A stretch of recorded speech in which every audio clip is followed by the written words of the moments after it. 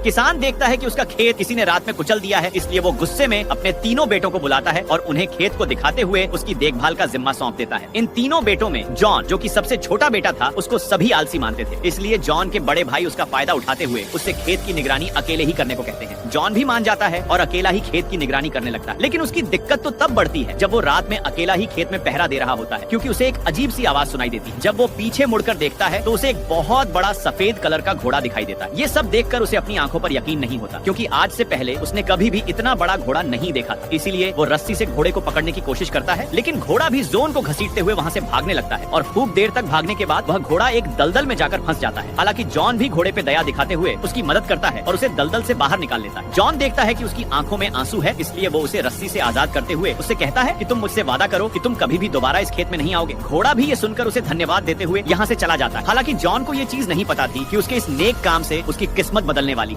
अगली सुबह जब जॉन जागता है तो वो देखता है कि उसके फार्म हाउस पर तो 2 घोड़े बंधे हुए हैं। जॉन समझ नहीं पाता कि यह सब क्या हो रहा है और तभी उसे एक आवाज कहती है कि यह उसके लिए एक गिफ्ट है। जॉन पलटकर देखता है तो उसे वहाँ पर एक छोटा घोड़ा दिखाई देता है। वो जॉन से कहता है कि कल रात जिस घोड़े को आपने बचाया था वो मेरी माँ थी और वह आपसे बहुत खुश है, इसलिए उन्होंने आपके लिए 2 घोड़े गिफ्ट में भेजे। जॉन यह सुनकर बहुत खुश होता है। तभी जॉन को अपने पिता की आवाज सुनाई देती है। जॉन बाहर आता है और अपने पिता को बाहर ही रोकने की कोशिश करता है ताकि वह अंदर न आ सके, और वो उन्हें बाहर से ही वापस भेज देता है। एक बार फिर से जॉन उसी छोटे घोड़े जिसका नाम फॉयल होता है उसके पास वापस आता है और वो फॉयल पर सवार हो जाता है। फॉयल तेजी से दौड़ने लगता है और जॉन उसकी स्पीड देखकर हैरान रह जाता है, क्योंकि जॉन ने आज से पहले इतना तेज दौड़ने वाला घोड़ा कभी भी नहीं देखा था। इसके बाद फॉयल एक आवाज लगाता है, जिससे वो दोनों घोड़े जो कि फार्म हाउस पर होते हैं वह भी भागते हुए उनके पास आ जाते हैं। जॉन सोचता है कि वह इन घोड़ों को बाजार में बेच देगा। जब जॉन इन घोड़ों को बाजार में लेके जाता है तो लोग उनकी सुंदरता देखकर हैरान रह जाते हैं, क्योंकि किसी ने भी इतने सुंदर घोड़े पहले नहीं देखे थे। कई लोग जॉन से इन घोड़ों को खरीदना चाहते थे। हालांकि जॉन को ये चीज नहीं पता थी कि वो एक बहुत बड़ी मुसीबत। जॉन जब घोड़े बेचने के लिए बाजार में आता है तो कई लोग जॉन से वो घोड़े खरीदना चाहते थे। हालांकि फॉयल भी जॉन को सलाह देता है कि हमें इन घोड़ों को बेंच में बैठे उस बुजुर्ग आदमी को बेच देना चाहिए, लेकिन जॉन इन घोड़ों को तो राजा को बेचना चाहता था ताकि उसे बहुत सारे पैसे मिले। और जब राजा आता है तो वह घोड़ों को देखकर मोहित हो जाता है, क्योंकि आज से पहले उसने इतने सुंदर घोड़े कभी भी नहीं देखे थे। लेकिन मंत्री राजा से कहता है कि ये घोड़े चुराए हुए हैं, इतने सुंदर घोड़े इस लड़के के हो ही नहीं सकते। राजा भी इस मौके का फायदा उठाता है और बिना पैसे दिए जॉन के दोनों घोड़े ले लेता है। जब जॉन पैसे की बात करता है राजा चुप रहता है और वहाँ से चला जाता है। फॉयल भी जॉन को डांटता है, मैंने पहले ही कहा था कि इन घोड़ों को उस बुजुर्ग आदमी को बेचना चाहिए। हालांकि फॉयल जॉन को उदास देखकर दुखी हो जाता है, इसीलिए फॉयल एक बार फिर से आवाज लगाता है और दोनों घोड़े आवाज सुनकर भागते हुए इनके पास वापस आ जाते हैं। लेकिन इन दोनों को ये चीज नहीं पता थी कि घोड़ों की वजह से राजा की बग्घी पलटकर आटे की बोरियों पर गिर चुकी है, जिससे राजा का पूरा चेहरा सफेद हो जाता है। इसलिए राजा को जॉन पर बहुत जोर से गुस्सा आता है। हालांकि राजा अपनी प्रजा के सामने जॉन को कुछ भी नहीं कहता और वो इस बार जॉन से इन घोड़ों की कीमत लगाने को कहता है। लेकिन राजा का मंत्री कहता है कि क्यों ना हम जॉन को अपने पास काम पर रखकर।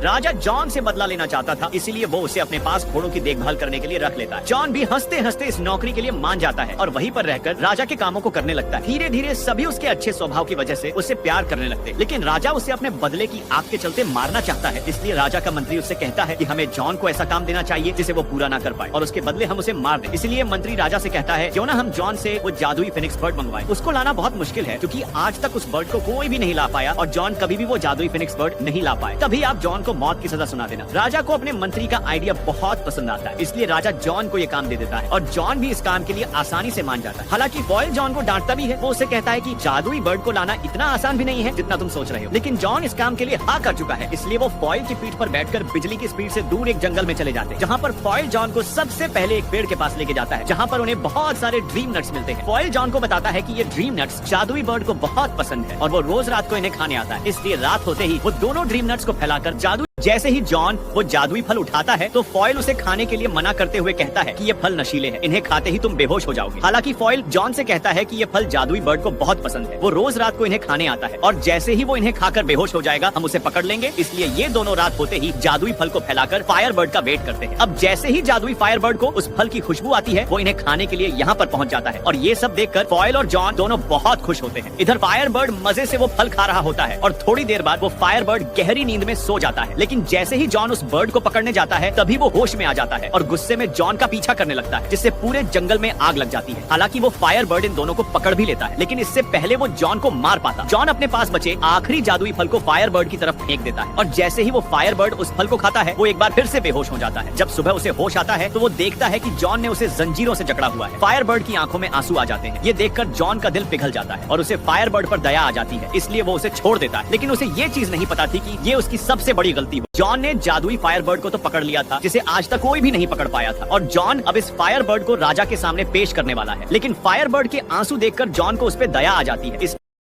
जॉन का दिल पिघल जाता है और उसे फायरबर्ड पर दया आ जाती है, इसलिए वो उसे छोड़ देता है। लेकिन उसे ये चीज नहीं पता थी कि ये उसकी सबसे बड़ी गलती हो। जॉन ने जादुई फायरबर्ड को तो पकड़ लिया था जिसे आज तक कोई भी नहीं पकड़ पाया था, और जॉन अब इस फायरबर्ड को राजा के सामने पेश करने वाला है। लेकिन फायरबर्ड के आंसू देखकर जॉन को उस पर दया आ जाती है, इसलिए जॉन उसकी जंजीरें खोल देता है, जिससे फायरबर्ड आजाद हो जाता है और वो जॉन को धन्यवाद देते हुए अपना एक पंख उसे देकर उड़ जाता है। दूसरी तरफ फायरबर्ड को ना पकड़ पाने के कारण जॉन को गिरफ्तार कर लिया जाता है। हालांकि जॉन सभी के साथ राजा को अपनी कहानी सुनाता है, लेकिन राजा उस पर बिल्कुल भी यकीन नहीं करता। इसीलिए जॉन राजा को फायरबर्ड का वो पंख दिखाता है, लेकिन इस वक्त तक वो चमक नहीं रहा था, इसलिए सब उस पंख को नकली समझकर उसका मजाक उड़ाते हैं और राजा जॉन को अपने बदले की आग के चलते मौत की सजा सुना देता है। और इससे पहले वो जॉन को मारते वहाँ पर फायरबर्ड आ जाता है, जिसे देखकर सभी को विश्वास हो जाता है कि जॉन बिल्कुल सच बोल रहा था और उसे एक असली राजा मानने लगते हैं। दूसरी तरफ ये देखकर राजा को पहले से भी ज्यादा गुस्सा आ रहा था, इसीलिए राजा किसी भी कीमत में जॉन को मारना चाहता था। राजा का मंत्री एक बार फिर से राजा को सलाह देते हुए कहता है कि हमें जॉन को आइस माउंटेन की रानी को लाने के लिए भेजना चाहिए, क्योंकि आज तक उस पहाड़ पर कोई भी नहीं पहुंच पाया, और अगर जॉन रानी ले भी आए तो आप उससे शादी कर लेना। क्या जॉन रानी को ला पाएगा? Subscribe for next. Raja John को उस आइस माउंटेन की रानी को लाने के लिए कहता है और जॉन भी इस काम के लिए हाँ कर देता है। इसीलिए जॉन फॉयल के ऊपर सवार होकर उस माउंटेन के पास पहुंच जाता है और वो देखता है कि रानी के महल में जाने का रास्ता एक बहुत ही बड़े बर्फ से बना हुआ है, जिसे तोड़ना बहुत ही मुश्किल था। तभी वहाँ पर अचानक से वही फायरबर्ड का पंख उड़ते हुए आता है और उस बर्फ की दीवार से टकरा जाता है, जिससे वो दीवार टूट जाती है। और तभी वहाँ पर बहुत सारा पानी आता है, जिसमें फॉयल बहते हुए महल से नीचे गिर जाता है। जॉन महल के अंदर चला जाता है। उसे वहाँ पर बहुत सारी लड़कियां दिखाई देती हैं, लेकिन जॉन को नहीं पता था कि इनमें से असली रानी कौन है। लेकिन तभी वो फायरबर्ड का पंख एक लड़की के ऊपर आके गिर जाता है, जिसके चलते वो लड़की जाग जाती है और इधर जॉन भी समझ जाता है कि ये ही लड़की क्वीन है। हालांकि जॉन रानी की खूबसूरती को देखकर हैरान हो जाता है। वो रानी को बताता है कि उसके किंग उससे शादी करना चाहते हैं, लेकिन क्वीन जॉन से कहती है कि अगर तुम्हारे किंग इतने ही ज्यादा बहादुर होते तो वो यहाँ पर मुझे लेने खुद आते। और ये सब कहकर क्वीन पहाड़ से नीचे कूद जाती है। इधर जॉन भी अपनी जान की परवाह न करते हुए वो भी पहाड़ से नीचे कूद जाता है, लेकिन जॉन को ये चीज नहीं पता थी कि वो ऐसा करके कितनी बड़ी गलती कर रहा है। जॉन अपनी जान की परवाह न करते हुए रानी के साथ ही पहाड़ से कूद जाता है। इससे पहले ये दोनों जमीन से टकराते फॉयल उड़ते हुए आता है और दोनों को बचा लेता है और इन दोनों को दूर एक जंगल में ले जाता है। फॉयल जॉन को देखकर समझ जाता है कि कहीं न कहीं ये दोनों एक दूसरे को पसंद करने लगे हैं। इसके अगली सुबह जॉन राजकुमारी को लेकर राजा के महल में आ जाता है, जहाँ पर राजा उसे देखकर बहुत गुस्सा होता है, क्योंकि वो एक बार फिर से जिंदा बच गया था। लेकिन फिर भी राजा के लोग उसे समझाते हैं कि उसमें उसका ही फायदा है, क्योंकि अब वो दुनिया की सबसे सुंदर राजकुमारी से शादी कर सकते हैं। ये सुनकर राजा बहुत खुश होता है। इधर जॉन को रानी की बहुत फिक्र हो रही थी, इसीलिए वो छुपके से रानी से मिलने जाता है। इससे पहले वो रानी को कुछ बता पाता, तभी वहाँ पर राजा के लोग आकर रानी को वहाँ से ले जाते हैं और राजा भी रानी को प्रपोज करते हुए कहता है कि वो उससे शादी करना चाहता है। लेकिन राजकुमारी उससे कहती है कि मैं आपसे तब तक शादी नहीं कर सकती जब तक आप मेरी दादी की खोई हुई अंगूठी को ढूंढकर वापस न ले आओ, जो मेरी दादी से एक ओशन में गिर गई थी। ये सुनकर राजा बहुत परेशान हो जाता है, लेकिन तभी वहाँ पर जॉन आता है और राजा मौके का फायदा उठाते हुए ये काम भी जॉन को दे देता है। लेकिन क्या जॉन अंगूठी ढूंढ पाएगा? जॉन राजा की बात को मानते हुए अंगूठी लाने के लिए तैयार हो जाता है। हालांकि इन दोनों को ही ये चीज नहीं पता थी कि वो अंगूठी कहाँ पर है, इसलिए फॉयल अपनी मम्मी से मदद लेता है। वो फॉयल को बताती है कि समुद्र के बीचों बीच वेल मछली के पेट में वो अंगूठी, और अगर तुम्हें वो अंगूठी चाहिए तो समुद्र के बीचों बीच जाना पड़ेगा। इसलिए फॉयल जॉन को अपनी पीठ पर बैठाकर समुद्र के बिल्कुल बीचों बीच ले आता है। लेकिन तभी जॉन उसकी पीठ से नीचे गिर जाता है और उसे वहाँ पर पता चलता है कि वो उस वेल मछली तक पहुँच चुका है, क्योंकि वहाँ पर पानी के अंदर बहुत बड़ी जंजीरों से एक वेल को बांधा हुआ था। जब जॉन पानी से बाहर आता है तो फॉयल उसे बताता है कि असल में ये पूरा आइलैंड ही वो वेल है जिसके बारे में मेरी मदर ने आपको बताया। जॉन वेल मछली से पूछता है कि तुम्हें किसने इतनी बड़ी जंजीरों से जकड़ा हुआ है। वेल मछली भी रोते हुए जॉन को बताती है कि मैंने कुछ जहाज को निगल लिया, इसके बाद यहाँ के कुछ लोगों ने मुझे जंजीरों से बांध लिया, लेकिन अब मुझे मेरी गलती का पछतावा है। ये सुनकर जॉन को वेल के लिए काफी बुरा लगता है। लेकिन तभी जॉन के दिमाग में एक आइडिया आता है। वो फॉयल से कहता है कि अगर वो इस वेल मछली को छींक दिलवा दे तो वो इसके अंदर से उन जहाजों को निकाल सकता है। फॉयल को भी ये प्लेन पसंद आ जाता है, इसलिए जॉन फॉयल पर सवार होकर उसकी नाक के अंदर जाने लगता है।